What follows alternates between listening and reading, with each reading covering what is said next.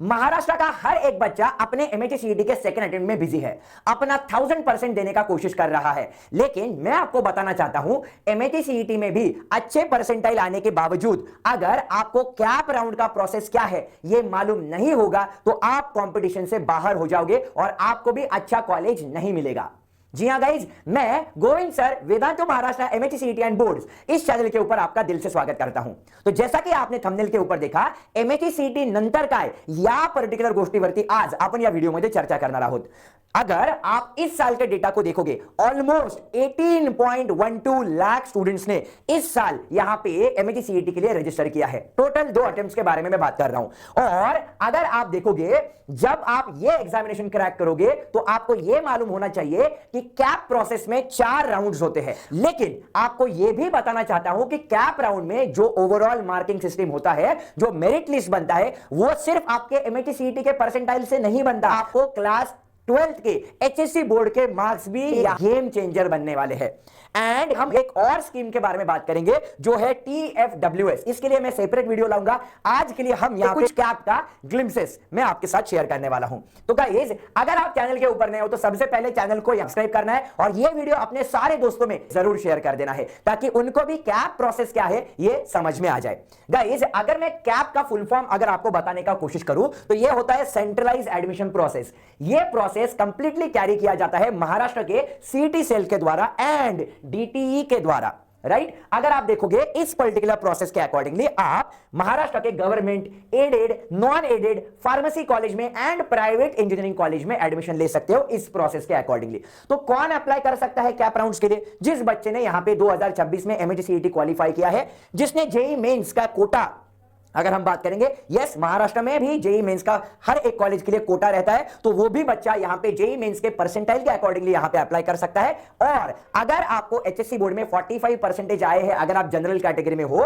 And अगर आप यहां पे एससी एसटी कैटेगरी से हो तो आपको 40% एचएससी बोर्ड में कंपलसरी आने चाहिए, तभी आप इस पर्टिकुलर प्रोसेस के लिए एलिजिबल हो जाते हो। तो अगर आप देखोगे कैप राउंड में जब भी फाइनल मेरिट लिस्ट बनेगा, इस मेरिट लिस्ट में आपको 50% वेटेज दिया जाएगा आपके एमएचसीईटी के परसेंटाइल को एंड 50% वेटेज दिया जाएगा आपके एचएससी बोर्ड को।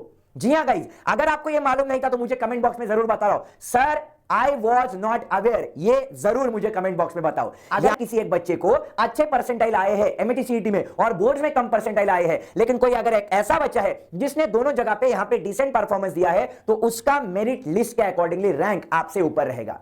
क्या होते हैं ये 4 प्रोसेस मैं आपको बताना चाहता हूं। सबसे होता है कैप का रजिस्ट्रेशन। एमएचसीईटी के बाद सबसे पहले मैं तो बोलना चाहूंगा भाई, थोड़ा मूवी वगैरह देखो, चिलैक्स करो, दोस्तों के साथ घूमने जाओ, अपने दादा दादी नाना नानी के साथ टाइम स्पेंड करो, क्योंकि उसके बाद आपको यही सब करना है। बट ये प्रोसेस आपको मालूम होनी चाहिए, इसलिए एक छोटा सा जनरल वीडियो मैं आपके साथ शेयर कर रहा हूं। गाइज, सबसे पहले होता है कैप का रजिस्ट्रेशन। आपके परसेंटाइल के अकॉर्डिंगली जब भी आपका रिजल्ट आएगा, आपको यहां पे सबसे पहले रजिस्टर करना पड़ेगा, थोड़ा बहुत फीस यहां पे देना पड़ता है। उसके बाद यहां किया जाता है डॉक्यूमेंट वेरिफिकेशन। कौन से डॉक्यूमेंट है वो भी मैं लिस्ट आपके साथ शेयर करूंगा।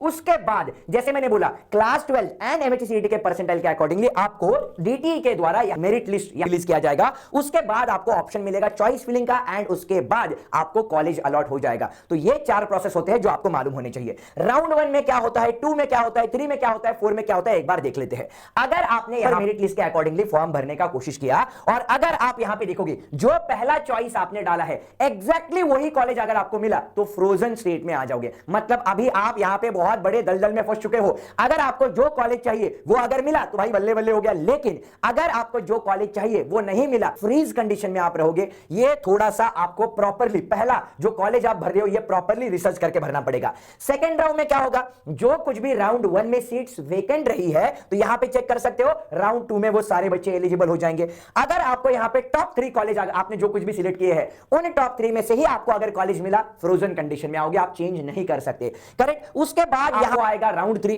राउंड 3 में जितने भी आप देख सकते हो, जितने भी रिमेनिंग सीट्स बचे उसके लिए किया जाएगा, आपको ऑप्शन दिया जाएगा और टॉप 6 कॉलेज जो कुछ भी आप भर रहे हो अगर वो आपको मिल गए तो वो फ्रोजन कंडीशन में चले जाएंगे। एंड लास्टली जितने भी बचे हुए ब्रांचेस है, जितने भी बचे हुए कॉलेज है, वहां पे आपको मौका दिया जाएगा अप्लाई करने का। गाइस बिलीव मी, हमें ये प्रोसेस मालूम होना चाहिए फ्लोट का, जहां पे आप चेक कर सकते हो accept seat and try for better in next round. मतलब फ्लोट क्या होता है, फ्रीज क्या होता है, ये आपको मालूम होना चाहिए। इसको हम डिटेल में एक्सप्लोर करेंगे, अभी के लिए आप समझ लो कि एग्जैक्टली ये प्रोसेस क्या होता है। उसके बाद अगर मैं टॉप कॉलेजेस के बारे में बात करूंगा कि एग्जैक्टली अगर आप देखोगे 99.5 परसेंटाइल से 100 परसेंटाइल तक जो टियर 1 में कॉलेज आते हैं, तो कौन से सीओईपी, वीजेटीआई, एसपीआईटी मुंबई में जो है, और यहां के 12 से लेकर 17 लाख तक का जनरल एवरेज पैकेज देखा गया है। अगर मैं 98 से लेकर 99.4 परसेंटाइल के बारे में बात करूं तो कौन से कॉलेजेस आते हैं, उनका एवरेज पैकेज क्या दिया यहां। 95 से लेकर 97 तक कौन से कॉलेजेस आते हैं, उनका एवरेज पैकेज क्या है। तो ये सारी चीजें यहां परसेंटाइल अगर आपको आते हैं तब भी आप यहां कॉलेज में अप्लाई कर सकते हो, ये मैंने मेंशन किया है। अगर आपको स्क्रीनशॉट लेना है तो you can take a screenshot, क्योंकि ये आपके लिए जरूर हेल्पफुल हो सकता है।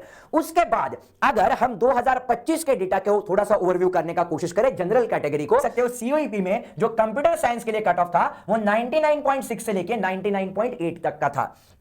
अगर आप देखोगे इसी पर्टिकुलर कॉलेज में जो इलेक्ट्रॉनिक्स एंड टेलीकम्युनिकेशन का जो ब्रांच था उसका जो कट ऑफ था वो 98.5 से लेके 99.1 तक का था। उसके बाद वीजेटीआई में कंप्यूटर साइंस का क्या कट ऑफ था, इंफॉर्मेशन टेक्नोलॉजी आईटी का क्या कट ऑफ था, मैकेनिकल इंजीनियरिंग का क्या कट ऑफ था, वालचंद कॉलेज में कंप्यूटर साइंस के लिए क्या कट ऑफ है, पीआईसीटी में क्या था, एंड गवर्नमेंट कॉलेज जो यवतमाल में लोकेटेड है उसका कंप्यूटर साइंस का कट ऑफ क्या है वो मैंने यहां किया है। राउंड 1 का डेटा है ये।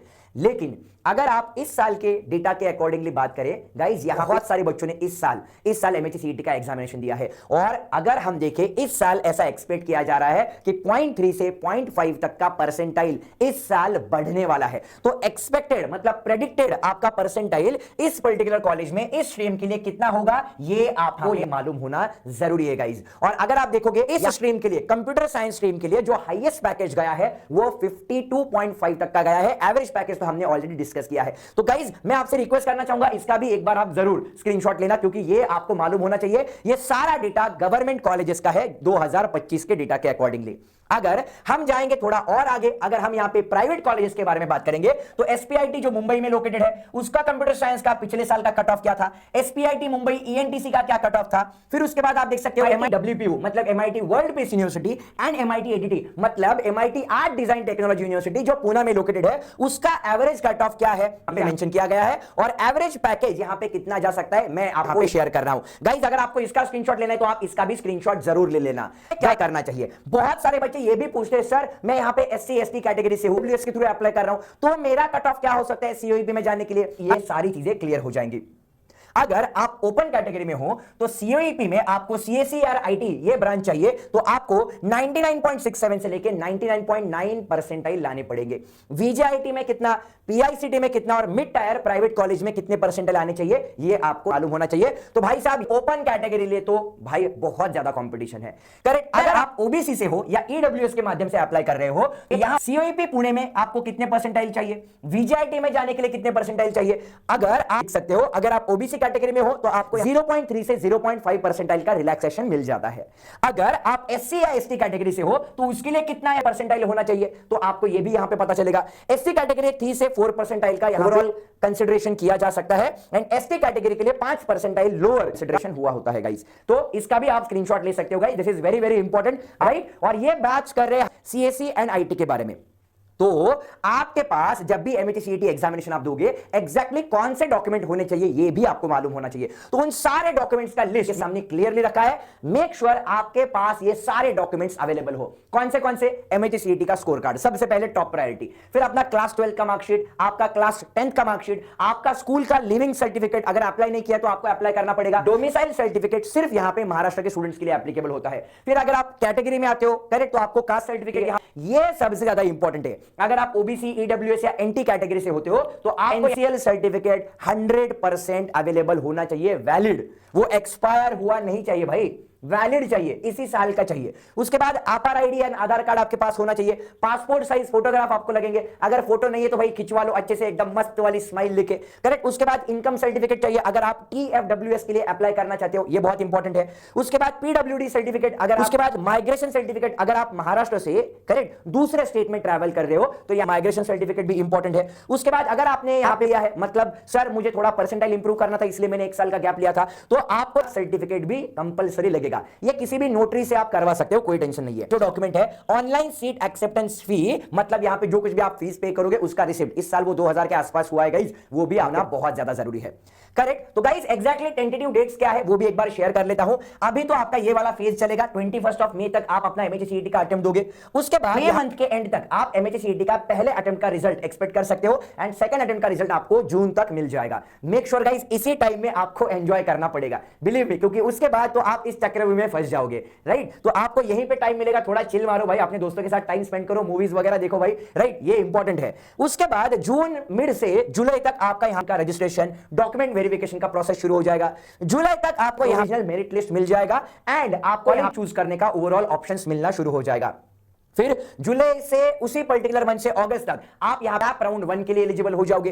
फिर उसके बाद अगस्त तक चलेगा ये फ्लोट, फ्रीज, इंप्रूव वाला process. Correct, and max to max सितंबर मंथ तक आपको सारा कॉलेज अलॉटमेंट हो जाएगा। करेक्ट, तो ये बहुत सारी चीजें गाइस जो आपको मालूम होनी चाहिए। आपको बस मैं इस वीडियो के माध्यम से बस इतना बोलना चाहता हूं कि यस गाइस, यही टाइम है जहां पे आपको थोड़ा बहुत एंजॉय करने का टाइम मिलेगा। राइट, तो गाइस ये लाइफ है, चलती रहेगी, बट हाँ लाइफ में एंजॉयमेंट तो बनता है। हर एक बच्चा अपना बेहतरीन परफॉर्मेंस देने का कोशिश कर रहा है, लेकिन मुझे मालूम है आपने ये 2 साल बहुत झेला है, बहुत सारे कॉम्प्रोमाइजेस किए हैं, लेकिन अभी टाइम है एग्जाम होने के बाद थोड़ा सा खुद को रिलैक्स करने का। This is your Thalapathy of mathematics Govind sir signing off. And हाँ, वीडियो अच्छा लगा है वीडियो को लाइक करो, चैनल के ऊपर नए हो तो चैनल को सब्सक्राइब करो। एंड हाँ, एचएससी बोर्ड में आपको कितने परसेंटेज आए हैं मुझे कमेंट बॉक्स में जरूर बताना। Bye for now guys.